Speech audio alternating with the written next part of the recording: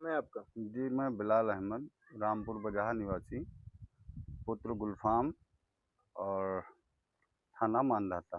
क्या मामला है आपका? मामला यही है कि हमारी शादी जो है मवामा क्षेत्र के थाना मवामा अंतर्गत एक पूरा मियाँ जी है, मवामा कस्बे में।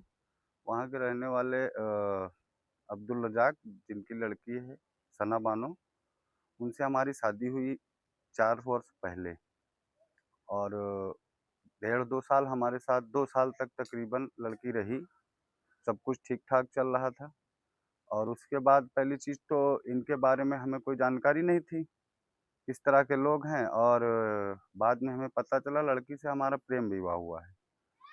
तो इनके बारे में पता चला तो उस लड़की की पहले भी एक शादी हुई थी, जिससे जबरिया उन्होंने 5 लाख रुपया लिया, उसकी माँ ने और इनका यही पेशा है, लोगों से विवाह करके और उनका जो है धन उगाही करना, धमकाना, झूठे केस में फँसा देंगे, यही सब हमारे क्या साथ आपसे भी कोई माँग हुई है? हमारे हमसे वो लड़की की माँ ने 5 लाख रुपया माँगा है, बोल रही हैं कि 5 लाख भेजो तब लड़की भेजेंगे और नहीं तो तुम्हें फँसा दिया जाएगा झूठे कितने दिन केस पहले आपके यहाँ से लेके गई हैं उनकी में। माँ? हमारे यहाँ से 2.5 साल पहले लेके गई हैं। अभी तक दोबारा भेजी? अभी तक दोबारा भेजने की बात आप छोड़िए, उससे हमारी बात तक नहीं कराई गई है। आपने प्रयास किया उनको लाने कई का? बार, हज़ारों बार प्रयास किया, मैंने पूरा प्रयास किया।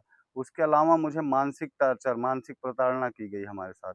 आपसे 5 लाख रुपए की माँग किसने की? हमारी सासू माँ रेशमा बानो, जिनसे हम बात करने लगे कि हमारी पत्नी को आने दीजिए, तो उसे आने देने से इनकार तो इनकार की कर दिए और हमें गालियाँ-गलौज सब पत्नी से भी दिलवाया गया दबाव बना करके, उन्होंने भी गाली दिया और उनके पिता ने, अब्दुल रज़ाक ने भी गाली दी और एक उसका साला है, उसने तो सीधा मुझे गोली मारने की धमकी दी। मेरा जो साला है, क्या नाम है उनका? मोहम्मद अल्तमस और वो बाई रिकॉर्ड मेरे फ़ोन में है।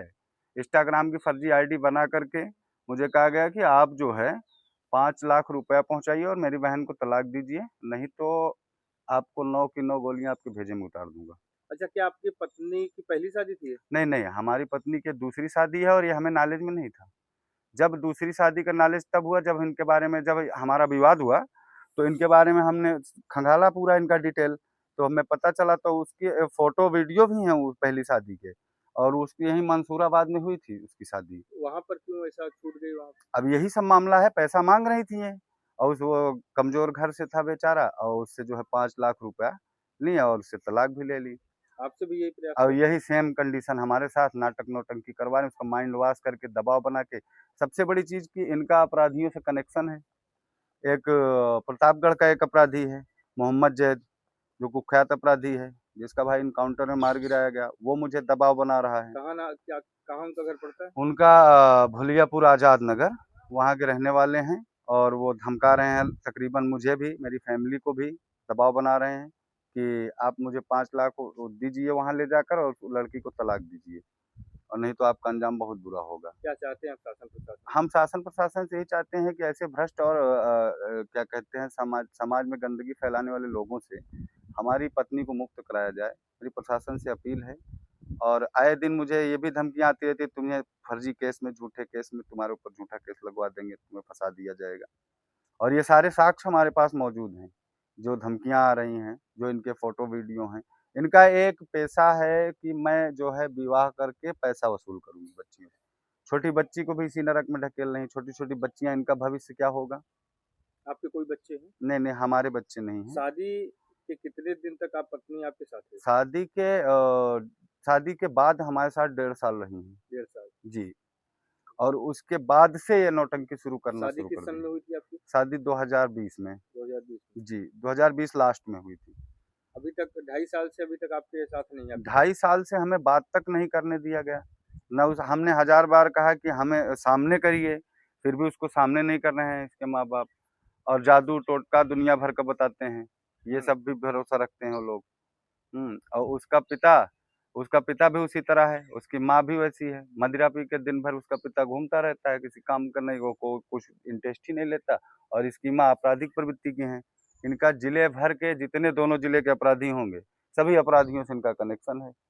हमें धमकियाँ देते रहते हैं, आए दिन धमकी, आए दिन प्रताड़ना और अगर हमें कुछ होता है या हमारी हत्या होती है या कि हमारी फैमिली वालों को कुछ होता है, तो उसके ज़िम्मेदार कोई नहीं, सिर्फ़ मोहम्मद अल्तमस, मेरा छोटा वाला साला, और उसके पिता अब्दुल रजाक, और मेरी सासू माँ रेशमा बानो, और भोलियापुर निवासी जैद, आजाद नगर निवासी मोहम्मद जैद तौकीर के भाई, जिन्हें पुलिस ने एनकाउंटर में मार दिया है। यही चारों लोग इनके जिम्मेदार होंगे, और मेरी पत्नी को भी कुछ होता है तो भी यही लोग जिम्मेदार होंगे। बीच में एक रिकॉर्डिंग आपके पास थी, जी जी तो हमने सुना है। जी जी। उसमें आपकी पत्नी उनके घर पर नहीं थी। हाँ तो हाँ कहाँ थी? हाँ, इसको जो है, जो जैद अपराधी है, उसके माध्यम से किसी बड़े व्यक्ति के पास भेजा जा रहा था, दबाव बना करके, गलत तरीके से, मतलब गलत कार्यों के लिए। हमें सूचना लग गई जब, तो इन्होंने सोरांव थाना क्षेत्र से उसे वापस किया है। जानकारी हमारे पास पूरी है।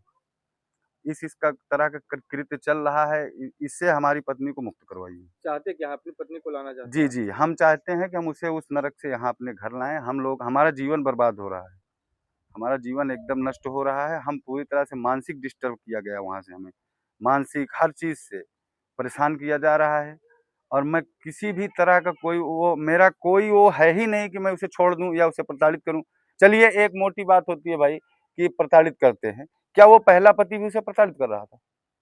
बड़े अच्छा, भाई जो पहला पति था, जी पहली शादी की जी, जानकारी आपको कब हुई? हमें जानकारी हुई शादी के, जब ये विवाद बढ़ा तब हमें जानकारी हुई कि इसकी दूसरी शादी अच्छा, है। यहाँ से क्यों लेके गई उसकी माँ? बस घर में थोड़ा सा भाइयों में हमारा कहा-सुनी हो रही थी, तो उसे किसी चीज़ से चोट लग गई हल्का-सा। तो हमने कहा चलिए डॉक्टर के पास। तब तक ये इसको सूचना दी इसकी बेटी कि अम्मी हमें चोट लग गई, हम लोग दवा के लिए जा रहे हैं। ये दवा के लिए हम लोग निकल नहीं पाए थे, तब तक जो है पुलिस प्रशासन लेकर के आई और उसको लेके चली गई जबरिया यहाँ से। और तब से मेरे विरुद्ध भड़काना, उसे मानसिक माइंड वॉश करना उसका, और मुझे मानसिक डिस्टर्ब करना। अगर मैं आत्महत्या कर लेता हूँ तो इसका जवाबदार कौन होगा? ये लोग होंगे। शासन प्रशासन अगर नजर नहीं डालेगा इस पे, तो बड़ी घटना हो सकती है, मैं आत्महत्या कर लूं, या कि मेरे ऊपर कोई आक्रमण कर दे इनका अपराधी। तो इसका जवाबदार तो प्रशासन होगा, फिर इसके जवाबदार यही लोग तो होंगे। तो प्रशासन से मेरी अपील है कि इनके विरुद्ध कड़ी से कड़ी कार्रवाई करें और उसको उनके चंगुल से मुक्त कराएं। आए दिन हमें इनके गुंडों की तरफ से धमकियां मिलती रहती हैं, वो भी साक्ष्य मौजूद है हमारे पास, रिकॉर्डिंग है? रिकॉर्डिंग है। कभी इंस्टाग्राम आईडी बनाएंगे फर्जी, कभी किसी के थ्रू धमकी पहुंचवाएंगे कि उनको कह दीजिए जो है कि ये क्या कहते हैं पैसा पहुंचा दें और लड़की को छोड़ दें। यही हमारा दबाव लगातार बनाया जा रहा है, और मैं उसे नहीं छोड़ना चाहता। मेरा जीवन नष्ट हो जाएगा भैया। मुझे इतना पीड़ित कर रहे हैं लोग, इतना, और महिला होने का पूरा फायदा उठा रही हैं। क्या यहाँ कानून महिला के लिए ही होता है? किसी को जबरदस्ती प्रताड़ित थोड़ी ना करेंगे।